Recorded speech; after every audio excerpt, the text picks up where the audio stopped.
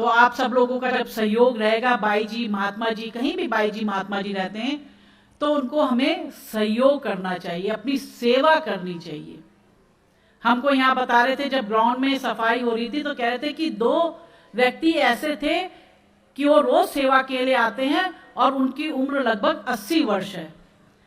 80 वर्ष होने के पश्चात भी उनमें एक सेवा करने का जज्बा है कि हम लोग गुरु दरबार में सेवा करें। तो यही जज्बा जो है हर प्रेमी के हृदय में होना चाहिए।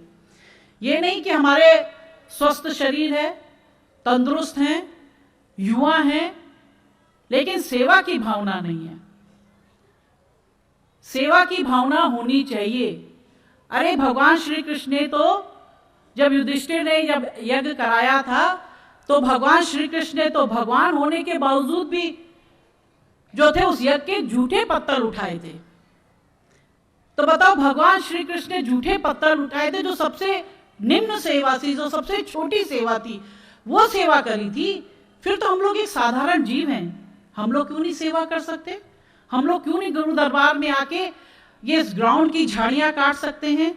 इस ग्राउंड के गड्ढों को भर सकते हैं, इस ग्राउंड की सफाई कर सकते हैं? क्यों नहीं हम शौचालय की सफाई कर सकते हैं? क्यों नहीं हम भंडारे में जाके सफाई कर सकते हैं? सब कर सकते हैं, लेकिन एक अंदर जज्बा होना चाहिए। गुरु दरबार में कैसी सेवा करें, ये नहीं कि हम केवल आए, 2 दिन सत्संग सुन लिया और चले गए। ये भावना नहीं होनी चाहिए। सत्संग तो सुने सुने, साथ साथ उसको क्या गुरु महाराज जी हमें शिक्षा दे रहे हैं, क्या गुरु महाराज जी की आज्ञा है, कैसे हम गुरु महाराज जी के आज्ञा रूपी किले में रहें, कैसे उनकी बातों को, कैसे उनके उपदेशों को, उनके आदेशों को अपने जीवन में आत्मसात करें और जीवन पर्यंत, अपने जीवन की अंतिम सांसों तक हम गुरु महाराज जी की आज्ञा में रह के गुरु महाराज जी की सेवा करें, गुरु दरबार की सेवा करें। तभी हमारा जीवन सार्थक हो सकता है, तभी हमारा जीवन सफल हो सकता है। अरे गुरु महाराज जी ने तो हमारे ऊपर कितनी बड़ी कृपा करी है, हमें वो ज्ञान दिया, वो बेशकीमती ज्ञान दिया है, जो ज्ञान कुरुक्षेत्र के मैदान में भगवान श्री कृष्ण ने अर्जुन को दिया था। और अर्जुन भी जब कायरता को प्राप्त हो जाता है तब भगवान श्री कृष्ण उसको ये नहीं कहते कि जा अर्जुन तू 4 धाम की यात्रा करा, या जा अर्जुन तू जो है गंगा जी में डुबकी लगा दे, या भगवान श्री कृष्ण ने अर्जुन को कोई माला नहीं दी कि माला को जप अर्जुन तू कायरता से दूर हो जाएगा, या कोई मंत्र नहीं दिया कि इस मंत्र का तू 108 बार या 1008 बार या 10,008 बार इसका जाप कर, तेरी कायरता दूर हो जाएगी। नहीं, भगवान श्री कृष्ण ने ना कोई माला दी, ना कोई जप करने के लिए कहा, ना कोई मंत्र पढ़ने के लिए कहा, ना गंगा जी में डुबकी लगाने के लिए कहा, ना 4 धाम की यात्रा करने के लिए कहा, बल्कि भगवान श्री कृष्ण ने अर्जुन को वो ज्ञान प्राप्त दिया, और ज्ञान दिया और ये कहा कि अर्जुन ये ज्ञान कल्प के आदि में मैंने भगवान सूर्य को दिया था। सूर्य ने इस ज्ञान को मनु को दिया, मनु ने इस ज्ञान को राजा इक्ष्वाकु को दिया, और इक्ष्वाकु के बाद ये ज्ञान राज ऋषियों में फैला। लेकिन कुछ समय के लिए ज्ञान लुप्त हो गया था, लेकिन आज मैं वही लुप्त हुआ ज्ञान आज अर्जुन तुझे प्रदान करता हूं। और उस 18 अक्षौणी सेना के बीच में, मध्य में, उस कुरुक्षेत्र के मैदान में भगवान श्री कृष्ण अर्जुन को वो ज्ञान देते हैं, और जिस ज्ञान को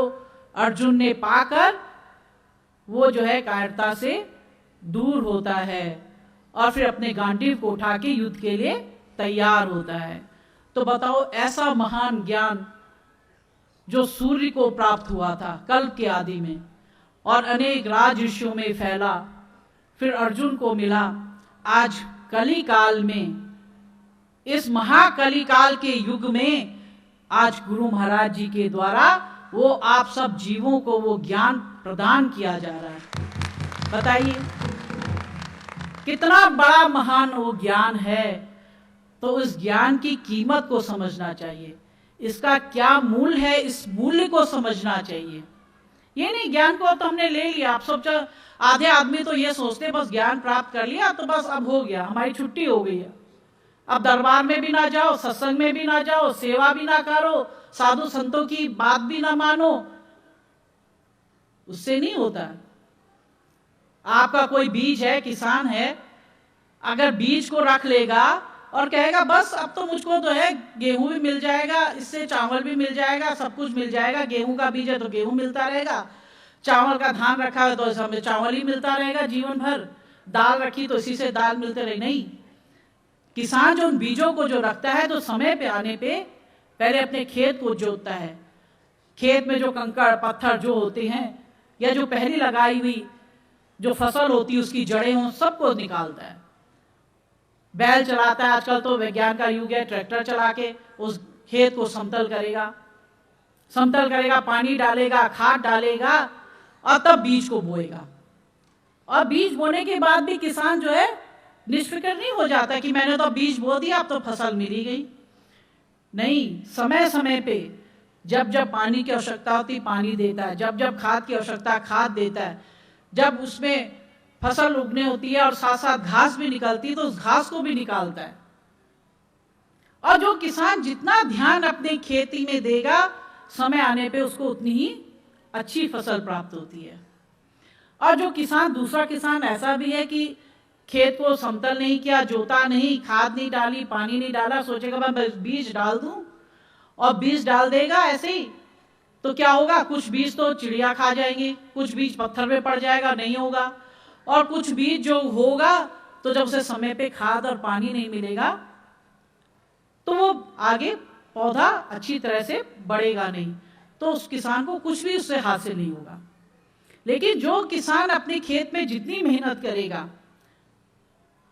उसको उतनी अच्छी फसल प्राप्त होती है।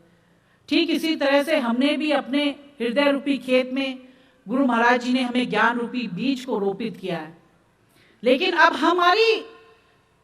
ये जरूरत है, हमारी आवश्यकता है कि हम समय समय पे उसमें सत्संग रूपी वर्षा को डालें, समय पे हम सेवा रूपी खाद डालें। अगर हमने सत्संग रूपी वर्षा नहीं डाली, सेवा रूपी खाद नहीं डाली तो हमारा हश्र भी उसी किसान की दूसरे किसान की भांति होगा कि जिसने एक बार बीज डाल दिया और फिर खेत की तरफ मुड़ के नहीं देखा तो उसको कुछ उस खेत से कुछ हासिल नहीं होता। तो ठीक वैसा ही वो जीव भी है जिसने ज्ञान तो प्राप्त कर लिया लेकिन कभी सेवा नहीं करी, सत्संग नहीं किया, गुरु महाराज जी की आज्ञा में नहीं रहा, तो वो भी क्या होगा, उसकी बीज भी अंकुरित नहीं होगा, उसका बीज भी हरा भरा नहीं होगा और वो बीज उसके किसी काम का, वो ज्ञान रूपी बीज उसके किसी काम में नहीं आएगा। इसीलिए गुरु महाराज जी, इसीलिए साधु संत आपको समय समय पे यही कहते हैं, भाई जी महात्मा जी आपको क्यों जोर डालते हैं कि चलो भाई प्रोग्राम हो रहा है, गुरु महाराज जी के सत्संग का श्रवण करो,